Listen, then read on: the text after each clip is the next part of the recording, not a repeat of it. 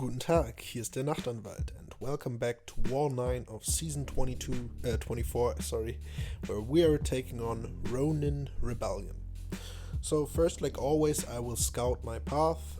3 in Section 1 and there was not a defender placed, so the first fight was for Section 2. Started on path 1, like many times before, fighting Emma Frost first, and then elimination on Buffet and Lionheart.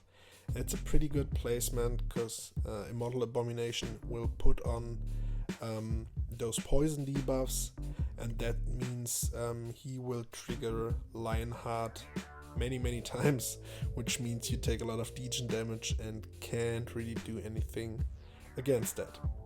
But yeah, we'll get to that when we'll get to that. First, select my team. This time I will bring Warlock, who will always be on my team, I think, and as well as Cosmic Ghost Rider, and also White Magneto to place his pre-fight abilities, which will come in handy later in this war. So yeah, like I said, didn't have any fights for Section 1. It's already the second day of the war. It was actually pretty nice not to have to worry about war in the evening, just was able to chill with my girlfriend. By now to my fights, like I said, Section 2, Path 1, first fight is gonna be Emma Frost. And yeah, the note is nothing special. She will regenerate every, I think it's 25 seconds, 25% of her base HP, but I will, it doesn't really matter. I will go in with Cosmic Ghost Rider, and she only got 130k HP, which means she will get melted pretty fast. She's also a small defender, which means protect doesn't affect her. Just gotta try not to use dexterity to evade her heavy attacks while she's in diamond form, because I can parry her. Just block the SB1, and yeah, don't try to do my heavy attack before or parry and then heavy, interrupt heavy and do my SB2, which would I usually do with Cosmic Ghost Rider, because I can parry her in diamond form. But like you saw there, it wasn't even necessary, because yeah, one SB2 was enough to kill her nonetheless. And this is the first time I fight against Immortal Abomination, because I knew I was using Warlock. I used the Magneto pre-fight ability for passive stun and also for an further damage boost. But yeah, wouldn't be necessary. Also used the combat region boost to counter a little bit of the degen. And then if I fight Immortal Abomination, I always try to get him affected as fast as possible, because of the poison debuffs. He will continuously get power drained. Yeah, it's not going too bad. He's infected. Just take his SB1 on the block, because I'm usually a little too late to dodge it. Yeah, I've lost 35%. Lionheart is coming back again. It's not too bad. He's down to 6%, 2%, and the brute took him out. So yeah, I lost about 45%, but that's usual.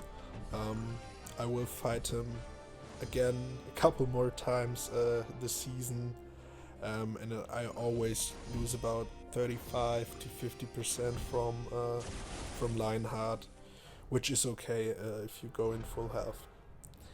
And now the next fight is gonna be Killmonger on Stunning Reflection and polka dot power, and I did not use Power Start 1 boost, because I should have used one, but I wanted to see if the power gain from Cosmic Ghost Rider would be enough, and it wasn't. because I triggered the power gain as my second judgment, and yeah, like you see there, I got was it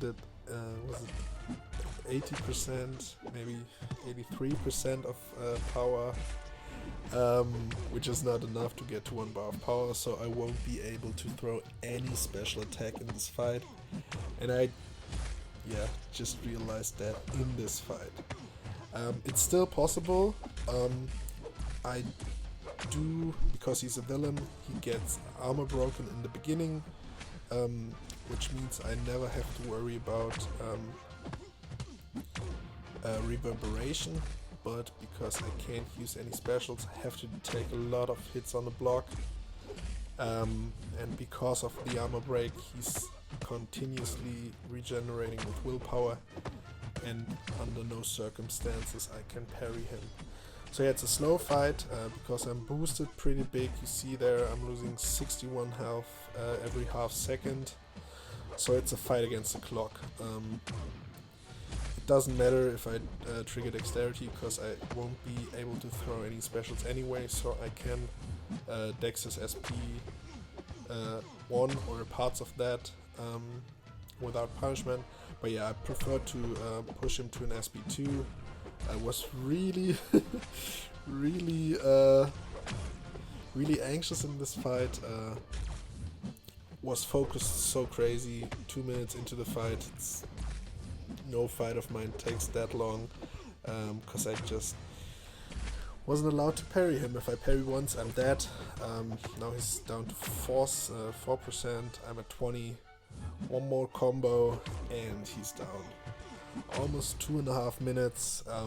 Yeah, should not do that again without a power start 1, or try in the off season or so. If it's enough, if I trigger my power gain as 3rd judgment, or 4th if I get hit, that would be possible as well. But now my last fight is against a modok mini, and I placed a magneto pre-fight, which makes modok just a really easy defender. So you can basically defeat him with every champ, or at least with with every champ that has a great and fast heavy animation, like warlock, because it's only 1 hit and it's a pretty nice bleed, so I will never hit modok when he's not stunned. So yeah, that's basically it. Nothing really gotta be careful. Only hit him while he's stunned, with the passive stun from Magneto White. Could do my SP2, but I think I don't do it, because he will auto block it and then he could counter me, so it's not worth it. Also, if he's infected and I do my SP3, I will heal a little bit, which is not too bad. If Matthias would need help with the boss, it's usually not the case, so it's just nice to finish the fight higher than you went in.